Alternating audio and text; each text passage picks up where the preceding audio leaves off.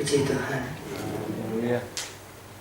Kita telah melihat selanjutnya tentang peristiwa-peristiwa yang terdapat pada pemerintahan Yerobeam. Kita kenal Yerobeam adalah salah satu di antara dua raja yang menjadi pewaris kerajaan Israel yang terpecah. Kerajaan Yehuda diperintah oleh Rehabeam dan kerajaan Israel diperintah oleh Yerobeam. Satu perpecahan yang sudah dikatakan pada waktu Salomo mati. Di pasal 12 pecah kerajaan Israel. Keadaan bukan tambah baik, tapi keadaan menjadi benar-benar hancur. Yerobeam membawa orang-orang Israel kepada satu penyembahan yang baru atau ibadah yang baru dengan patung lembu emas yang diletakkan di Dan dan di Betel, dua kota yang membawa bangsa Israel mulai kepada penyembahan berhala. Dia letakkan satu patung lembu emas di Betel ayat 29 pasal 12 dan satu patung lagi diletakkan di Dan. Mencegah orang-orang Israel akan beribadah ke Yerusalem. Mencegah. Sebab Yerobeam berkata, bisa-bisa rakyatku akan berbalik kepada Rehabeam, Raja Yehuda. Sebab Yerusalem ada di Yehuda. Kalau setiap ibadah mereka ke Yerusalem, bisa-bisa rakyatku akan berbalik kepada Raja Rehabeam. Lalu untuk mencegah hal yang semacam ini, dengan beraninya Yerobeam membuat patung lembu emas yang diletakkan di Betel dan satu di Dan, merupakan kebencian Allah karena awal ibadah baru, yaitu ibadah yang menyembah berhala.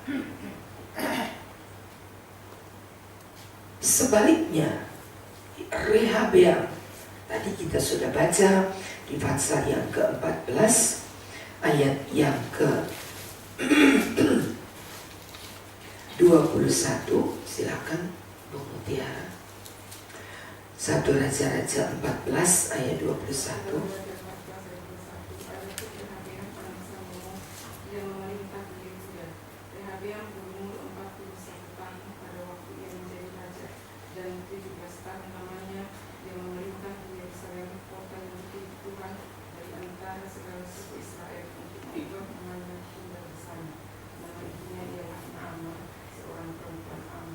Ibu daripada Rehabeam adalah orang Amon. Amon adalah satu di antara dua anak yang dilahirkan akibat anak-anak Lut memperkosa bapaknya. Awal daripada keturunan Amon, kitab Kejadian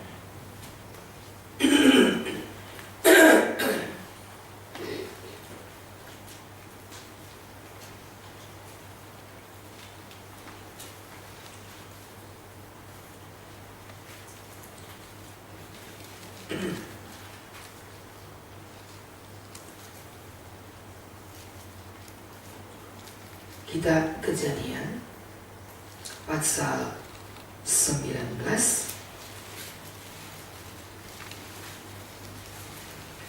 ayat yang ke-36.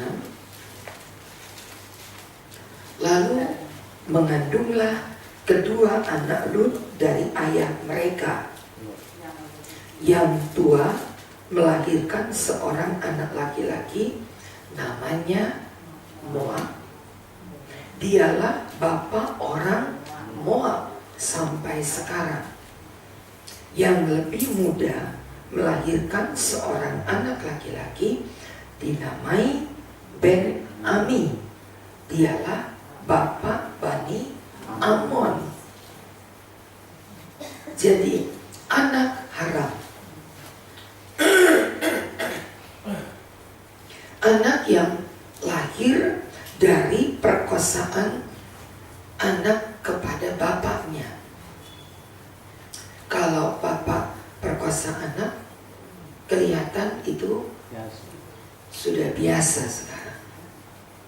Tapi kalau anak memperkosa bapak, itu diawali dengan anak-anak Lut.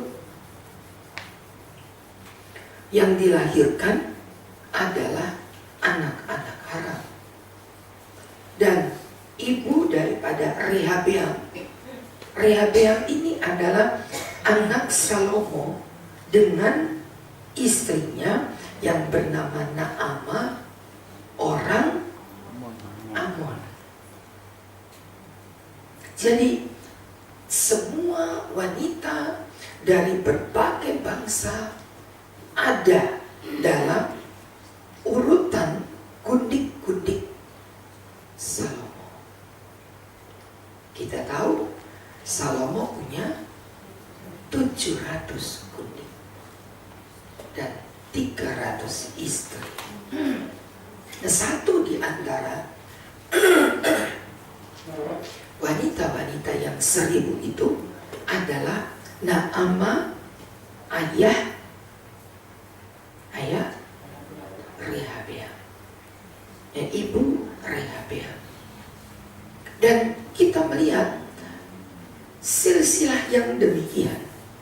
Bagaimana mungkin Rehabeam menjadi orang yang membawa bangsa Israel dalam ibadah kepada Allah? Keturunannya saja orang Amon. Bagaimana dia dapat membawa bangsa itu menyembah Allah? Tidak mungkin. Yang ada mereka membuat dosa, ayat 22, lebih dari segala yang dilakukan oleh nenek moyang mereka. Mereka mendirikan tempat pengorbanan, tugu berhala, tiang berhala di atas setiap bukit dan di bawah setiap pohon yang rimbun 24. Bahkan ada pelacuran bakti di negeri itu. Mereka berlaku sesuai dengan segala perbuatan keji bangsa-bangsa yang telah dihalau Tuhan dari orang Israel. Ayat yang ke-25, tapi pada tahun kelima zaman Raja Rehabeam, majulah Sisak Raja Mesir dan menyerang Yerusalem, merampas barang perbendaharaan rumah Tuhan dan barang perbendaharaan rumah raja, semua dirampas. Dan ia merampas juga segala perisai emas yang dibuat oleh Salomo. Anak Salomo, Rehabeam adalah anak Salomo, tapi bukan anak Salomo yang takut Tuhan. Tetapi anak Salomo yang lebih berpihak kepada ibunya, yang membawa bangsa Yehuda benar-benar melukai hati Allah. Satu raja, yaitu Yerobeam, membawa bangsa Israel dengan 10 suku menyembah kepada penyembahan baru, berani berkata, Yerobeam berani berkata, inilah Allah yang telah membawa kita keluar dari Yerusalem. Lalu orang-orang Israel berkiblat kepada patung-patung ini dan tidak lagi menyembah kepada Tuhan. Ia membuat 5 hari raya orang Israel dengan penyembahan kepada patung lembu emas ini. Rehabeam dengan 2 suku bangsa Israel yang tersisa, tetapi dia punya Yerusalem sebagai kiblat bait Allah, tidak beribadah kepada Allah walaupun dia ada di Yerusalem, tetapi mengizinkan begitu banyak di setiap tempat pengorbanan, ada tugu berhala, ada tiang berhala. Luar biasa. Dan kalau Allah tidak murka, maka Allah harus minta maaf kepada orang-orang Sodom Gomora, karena kejahatan mereka melampaui kejahatan-kejahatan yang terdahulu. Sebab penyembahan berhala adalah 2 ayat yang pertama ditulis dalam 10 hukum Taurat. Masih ingat kita? Jangan ada padamu Allah lain dalam bentuk apapun, karena itu adalah kebencian bagi Allah. Jangan engkau menyembah kepada berhala. Hukum yang ketiga, hormatilah.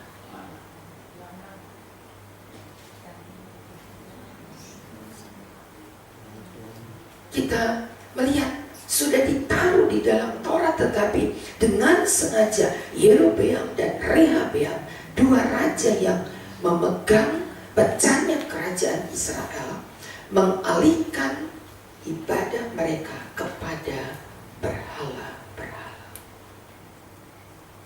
Kita tidak pernah melihat kejahatan yang lebih jahat lagi. Sudah ditaruh oleh Allah peraturan yang paten, karena hukum Taurat itu ditulis oleh tangan Allah sendiri. Tapi itu pun dianggap remeh oleh Raja Yerobeam dan Raja Rehabeam. Hingga kalau saudara baca tadi di dalam pasal yang ke-13, dekadensi moral, akhlak, rohani bangsa itu benar-benar menjadi tingkat kerohanian yang terendah.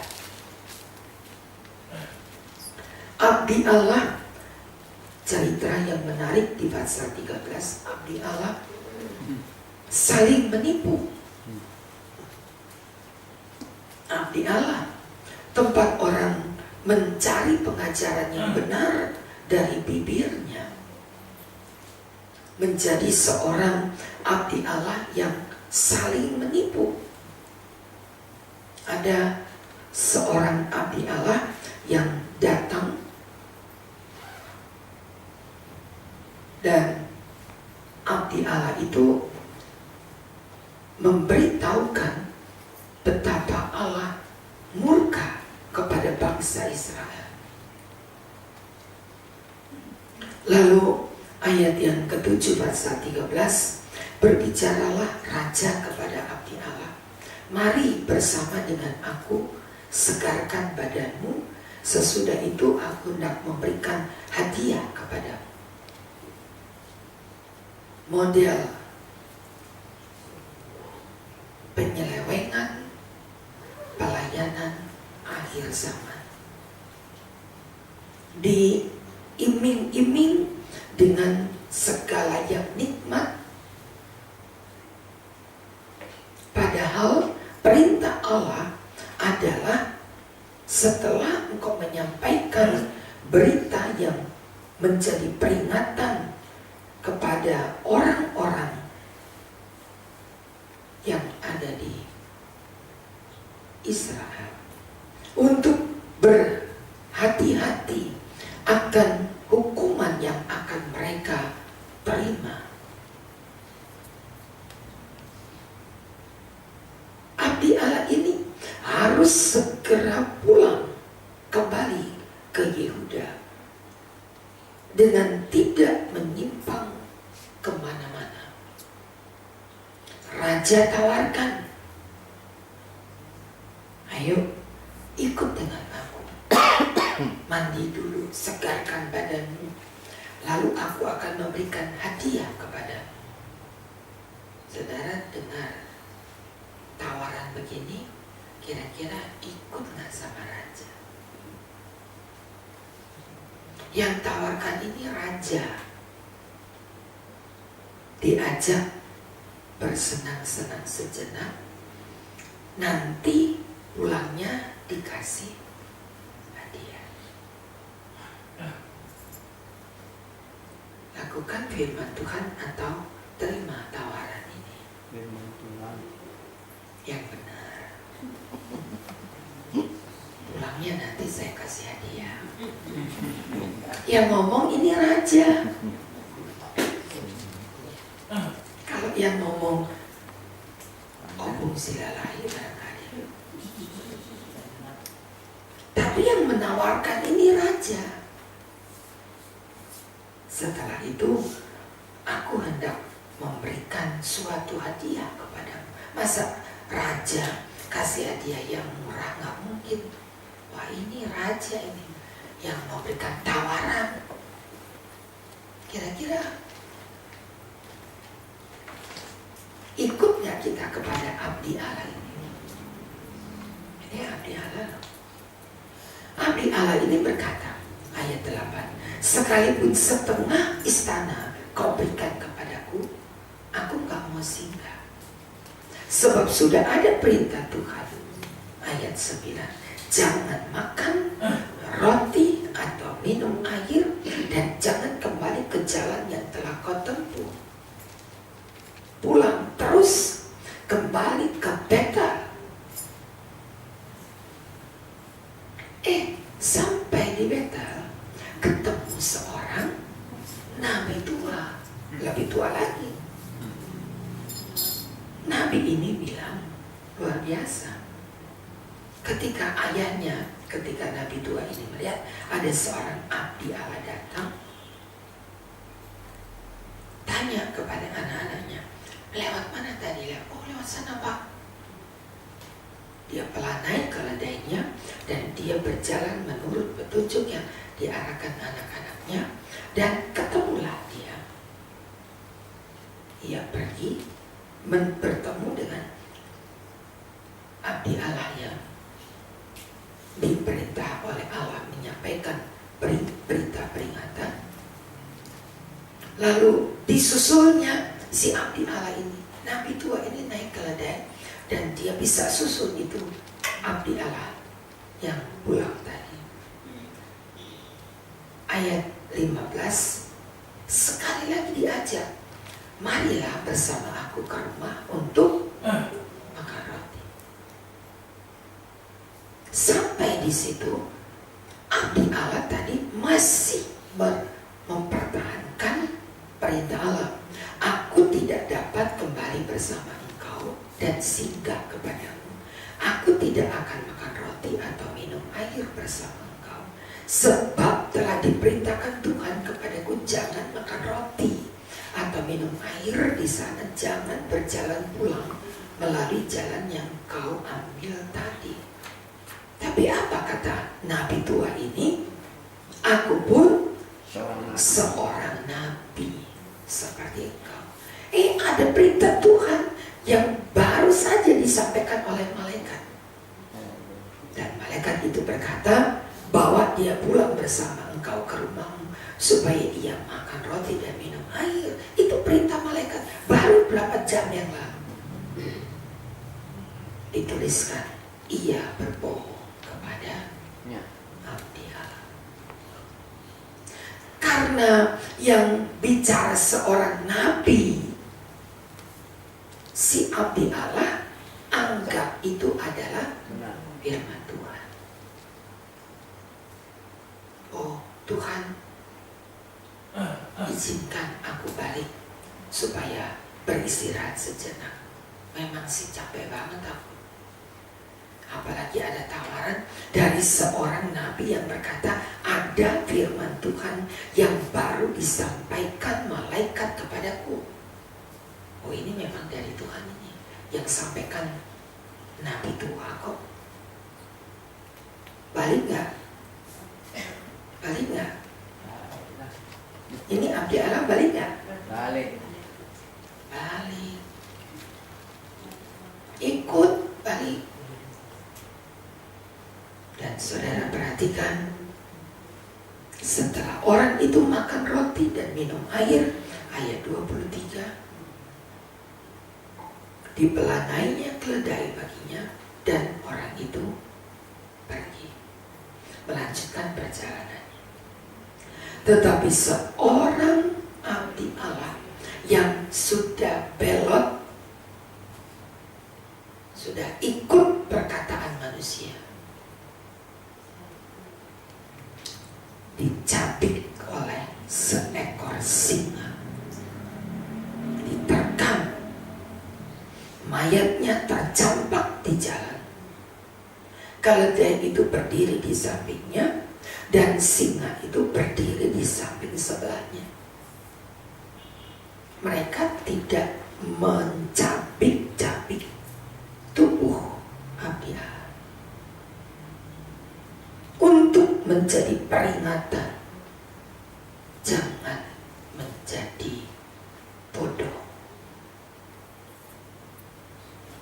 Tega abdi atau nabi tua ini menipu abdi Allah, dan karena kebodohannya si abdi Allah ikut perkataan nabi tua ini. Tingkat kejahatan yang tertinggi ketika dosa masuk ke dalam bait Allah. Tingkat kejahatan yang tertinggi di mata Allah ketika di dalam bait Allah ada orang-orang yang tidak lagi beribadah kepada Allah dengan takut akan Tuhan. Nabinya saja pembohong kok. Nabi tua, tapi pembohong. Abdi Allah belum. Diajak makan roti, diajak minum air, segar sebentar, mandi-mandi, kan gak mandi begini. Kalau mandi dengan raja itu punya kolam, punya apa lagi? Dayang-dayang yang kasih sabun, pijit-pijit, taburi dengan kata-kata indah. Yang tawarkan adalah raja. Kehancuran akhlak dari seorang abdi Allah. Bagaimana tidak kehancuran atas seluruh bangsa. Menjadi satu peringatan keras yang harus kita jaga. Ukuran standar daripada akhlak manusia adalah ketika di dalam bangsa itu, negeri itu, negara itu, orang beribadah kepada Allah dengan takut akan Tuhan. Kalau itu tidak ada, rusaklah bangsa itu. Itu sebabnya jaga kerohanian tiap keluarga saudara. Ini akhir zaman saudara. Bukan makan cukup, minum cukup, pakaian cukup, tempat tinggal nyaman cukup, belum. Tapi ketika ada hidup dalam keluarga yang takut akan Tuhan, disitulah Allah memberkati. Amen. Ini yang sedang dikatakan oleh Allah. Kamu akan melihat bedanya antara orang yang beribadah kepada Allah dan orang yang tidak beribadah kepada Allah. Beribadah dengan artian hidup dengan takut akan Tuhan. Dan saudara dan saya tidak bisa tawar untuk hidup keluarga di akhir zaman. Atau kita menjadi generasi berikutnya dari keturunan Rehabeam dan Yerobeam. Allah benar-benar lepaskan kendali. Silakan.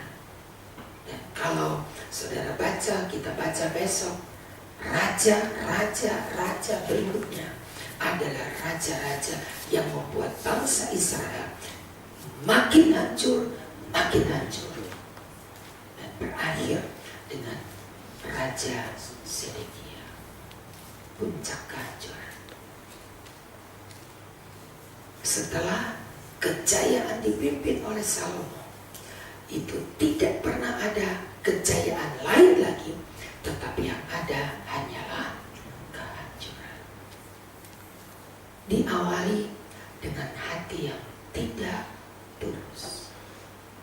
Betapa berartinya firman Tuhan kemarin, bagaimana menjaga hati kita untuk hati yang tetap tulus kepada Tuhan. Sebagai pemberian yang terbesar dinantikan oleh Allah di Natal ini, berikan hatimu menjadi hati yang tulus di hadapan Tuhan. Untuk memberikan sesuatu yang begitu berharga, yang tidak ditemukan di begitu banyak orang, tapi kiranya Tuhan temukan di bulan Israel. Mari kita berdoa.